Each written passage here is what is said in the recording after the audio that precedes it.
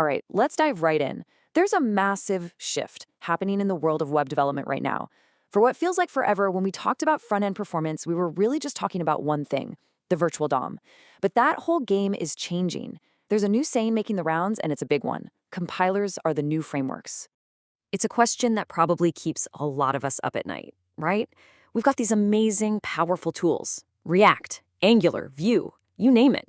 And yet, we've all been there. You build something, you ship it, and it just lags. It stutters. It's not as snappy as you want it to be. So what gives? Where's the bottleneck? Well, for years, the answer to that question was always to get better at this thing right here, the virtual DOM. Okay, so here's the deal. When something in your app changes, say a user clicks a button, the framework doesn't just go and mess with the live website. No, that would be slow. Instead, it builds this little blueprint, a copy, called the virtual DOM. Then it does a little spot the difference game between the old blueprint and the new one. That's called diffing. Once it finds what changed, it goes to the real DOM, the live page, and just updates that one tiny little piece. This was a game changer for us developers, for sure. But here's the catch, and it's a big one. All of this work happens live on your user's computer in their browser every single time. So here's what we're going to cover. First, we'll look back at what the virtual DOM promised us. Then we'll jump into this new battleground, compile time.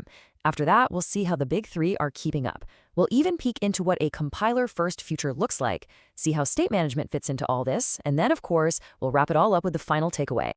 Okay, so let's set the stage. For anyone who was coding before frameworks like React really took off, you remember the pain. You wanted to change one little thing on the page. You had to go manually find that exact piece of the website in the DOM and change it yourself. It was slow, it was messy, and for big, complex apps, oh man, it was just asking for bugs. The virtual DOM was this brilliant idea that said, hey, forget all that. Just tell me what you want the UI to look like, and I'll figure out how to make it happen. It was a huge relief. But, and there's always a but, right? The creator of Svelte, Rich Harris, had this killer line about it. He called that whole runtime process, the diffing, the patching, all of it, pure overhead. Think about that. It's extra work that the browser is doing that maybe it doesn't have to. What if we could know what was going to change before we even sent the code to the user? Now that is the key to everything. And that brings us to the new frontier. The entire game is shifting. The fight for performance isn't about making that spot the difference game faster anymore. Nope. The new battleground is all about doing the work up front. We're talking about compile time. We're talking about getting everything ready before it even lands in your user's browser. This quote from Tom Dale just nails it. Compilers are the new frameworks. What he's saying is that the magic isn't in the code that runs in the browser anymore. The real innovation, the real power, is in the smart tool, the compiler, that looks at your code and optimizes the heck out of it before it's even shipped. Here's a good way to think about it. The old way, runtime work, is like building a house from scratch, right on the plot of land. You're laying every single brick one by one. You figure it all out as you go. The new way, compile time work, that's like building with prefab parts. The walls, the roof, it's all built and perfected in a factory. Then it shows up on site and you just snap it all together. It's way, way faster. And look, this isn't some fringe idea we're talking about. The biggest names in the game, Angular, React, and Vue, are all scrambling to get on board with this. They are all evolving. Let's take a look at how. Let's start with Angular. In Angular 20, they've gone all in on something called signals. Imagine a signal is like a tiny little radio transmitter attached to a piece of your data. When that data changes, it sends a direct signal only to the parts of your UI that are listening. No more shouting to the whole app. This, plus their new zoneless architecture, means they've ditched the old system of, let's check everything just in case. It's surgical. And the payoff? A solid 20 to 30% speed boost for UI updates.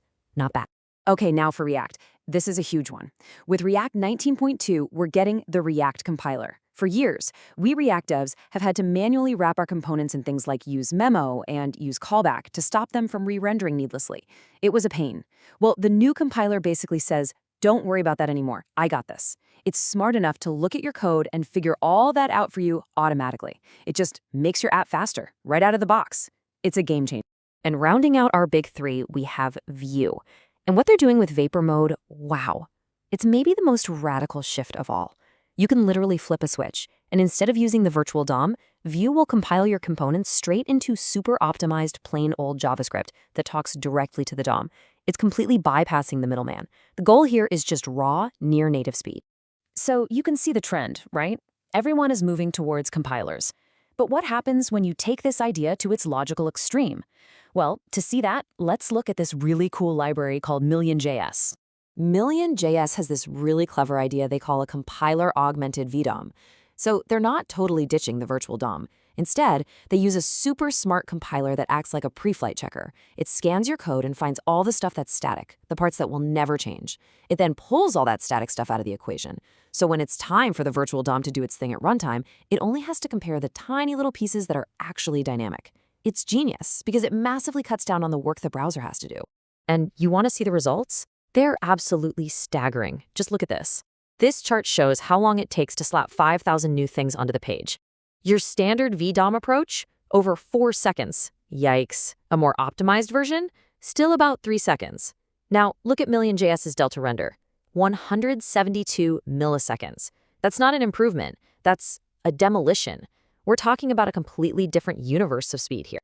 And this isn't just some made-up benchmark number. This is real-world stuff. The smart home company Wise actually did this. They swapped out standard React for Million.js in their web app, and boom, a 35% performance boost, just like that. This stuff actually works in the wild. Okay, so getting things on the screen fast is obviously huge, but that's only half the battle, right? How you manage all the data in your app, your state, is just as crucial. And guess what? We're seeing the exact same trend happening in the world of state management, a move towards leaner, faster, and simpler. If you look at the data on what developers are actually reaching for, it tells a really interesting story. Unsurprisingly, React's own context API is the most used. It's built right in, perfect for simple stuff. But look at this other trend, the rise of libraries like ZooStand. It's super lean, has almost no boilerplate, and developers are flocking to it because it's just so simple to work with. So what does this mean for you? It really just comes down to picking the right tool for the job. You're building a massive enterprise app where you need super strict rules and predictability? Redux is still your go-to. But if you're on a team that values speed and simplicity and hates writing extra code, ZooStand is probably your new best friend. And for just sharing a little bit of state here and there without adding a whole new dependency, yeah, the good old context API is perfect. All right, let's bring this all together. We've talked about rendering. We've talked about state. A lot is changing, and it's changing fast. So what's the big takeaway? How are we supposed to navigate this new landscape? I'll give you a simple checklist. Think of this as your performance guide for the next couple of years. Number 1, prioritized compile time. Look for tools that do the hard work before the code ever gets to the browser. Number 2, know your reactivity. Really understand how your framework of choice actually handles updates. Is it using signals? Does it have a compiler? Get to know it. And number 3, match your state to your scale. Don't use a sledgehammer to crack a nut. Pick the right size state management for your project. And that leaves us with one last big, juicy question to chew on.